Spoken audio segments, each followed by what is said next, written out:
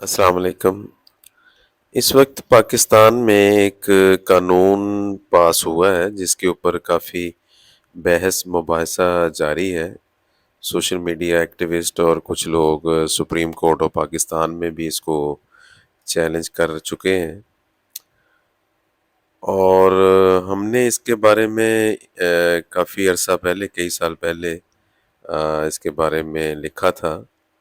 یہ میرا خیال ہے 2021 کی اور 20 کے اوائل کی آخر کی بات ہے کہ یہ ٹرانسجینڈر قانون کیا ہے۔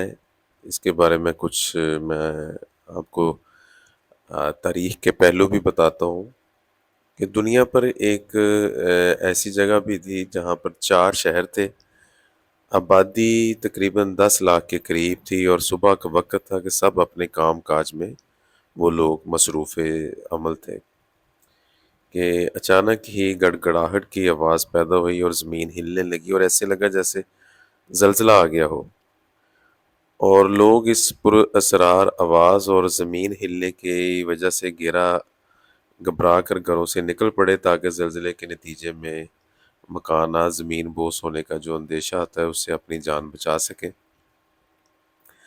مگر چند لمحے تو سکون رہا، اور پھر زمین اتنی شدت سے ہلنے لگی کہ مکانات گرنے لگے، لیکن لوگ چونکہ پہلے جھٹکے کے بعد گھروں سے نکل آئے تھے، اس لیے مکانات گرنے کے باوجود سب لوگ زخمی یا ہلاک ہونے سے بچ گئے۔ زمین کی جو حرکت میں شدت آتی جا رہی تھی، اور لوگوں نے ایک بات نوٹ کی کہ یہ زلزلہ صرف اتنے حصے میں آ رہا ہے جتنے حصے میں شہری آبادی تھی۔ شہر کے باہر کی سڑکیں، راستے بالکل نارمل نظر آ رہے تھے۔ اس طرح یہ معاملہ جاری رہا، اور چند ہی لمحوں میں سارا کچھ جو ملیا میٹ ہو گیا۔ اس سارے شہر کو اس کی زمین اور آبادی سمیت حضرت جبرائیل علیہ السلام فرشتے نے اپنے پر کے ذریعے اٹھایا تھا، اور پھر بلندی پر لے جا کر الٹا پٹک دیا تھا۔ آپ یوٹیوب پہ جائیں تو وہاں پومپے شہر کے نام سے اٹلی کا شہر تھا، تو وہ کئی 100 سال کے بعد پھر وہ ایک کھدائی کے دوران ملا، پورا شہر کا شہر پورا جو زمین بوس ہو گیا تھا، اور لوگ جیسے جس حالت میں اور جس عمل میں مصروف عمل تھے، اسی حالت میں پتھر کے ملے تھے لوگوں کو۔ ہمارے ملک میں کچھ دن پہلے پاکستان کی پہلی ٹرانسجینڈر ڈاکٹر بن گئی یا بن گیا، اسے خوب پروموٹ کیا جا رہا ہے سوشل میڈیا، الیکٹرانک میڈیا، اور یوں لگتا ہے جیسے ایک طوفان آ گیا ہو۔ صرف ایک یہی خبر ہے جو ہر طرف تیزی سے پھیلائی جا رہی ہے۔ ایک ایسا بہت بڑا گروہ ہے جو کہ پاکستان میں زیر زمین اور دنیا بھر میں سر عام موجود ہے، جو ٹرانسجینڈر نامی لعنت کو عزت دار اور فطرت کے عین مطابق ثابت کرنے میں مصروف ہے۔ یہ ٹرانسجینڈر کون ہے؟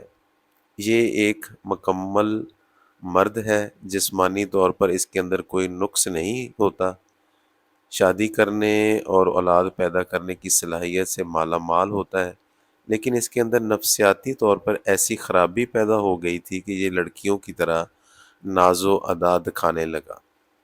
یہ لڑکی تو نہیں تھا، لیکن اس کے خود کو لڑکی تصور کر لیا، اور اس کے اندر ہم جنس پرستی کی علت پیدا ہو گئی۔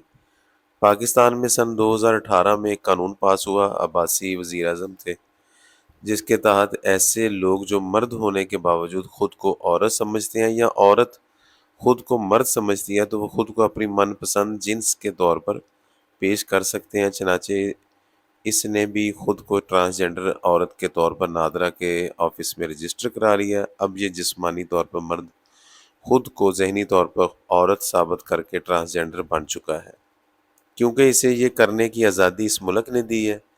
اگرچہ وہ مرد ہے، لیکن اگر ذہنی طور پر خود کو عورت سمجھتا ہے تو خود کو عورت کے طور پر شو کرنے کی سب ہی حقوق ملنے چاہیے۔ یہ جسمانی طور پر نارمل مرد ہی ہوتا ہے، اسے کاغذات میں ٹرانسجینڈر عورت کے طور پر سمجھا جائے۔ ٹرانسجینڈر کے نام سے دھوکہ مت کھائیے، بعض لوگ ہجڑوں کو بھی ٹرانسجینڈر سمجھ لیتے ہیں، یہ شدید غلط فہمی ہے۔ ان بیچاروں کو تو کوئی پوچھتا بھی نہیں ہے، انہیں ہجڑا کہلانے کے لیے کسی قانون کی ضرورت نہیں، وہ تو جسمانی طور پر ہی ادھورے ہیں، نامکمل ہیں، انہیں تو سپریم کورٹ الگ شناخت دے چکی ہے۔ یہ قانون ہجڑوں کے لیے نہیں بلکہ جسمانی طور پر نارمل مرد عورتوں کے لیے بنایا گیا ہے۔ یہ قانون جسمانی طور پر نارمل لیکن ذہنی طور پر نفسیاتی مریضوں کے لیے بنایا گیا ہے۔ پاکستان کے سب ہی ڈاکٹر چیخ چیخ کر کہہ رہے ہیں کہ اس قسم کے نفسیاتی افراد کا علاج مکمل علاج ہوتا ہے، وہ دوبارہ ذہنی طور پر نارمل ہو سکتے ہیں، تو پھر ہم انہیں جنس پرستی کی طرف راغب کیوں کیا جا رہا ہے؟ پوری دنیا میں ایسا کوئی قانون موجود نہیں، مگر پوری دنیا میں واحد ملک پاکستان ہے جس نے یہ سب سے پہلے انیشیٹو لیا ہے، اور خفیہ تنظیمیں اور اس معاملات کو ہوا دینے والے لوگ ان کو پاکستان اور پاکستان کے اس قانون کو سوچ کے سن کے بڑے حیران بھی ہو رہے ہیں اور ان کو شاباشیں بھی دے رہے ہیں۔ یہ نئے بننے والے قانون کی مہربانی ہے کہ جسمانی طور پر مکمل مرد خود کو عورت قرار دے کر کسی دوسرے مرد کے ساتھ شادی کر کے پھر ہم جنس پرستی کی زندگی گزار سکتے ہیں۔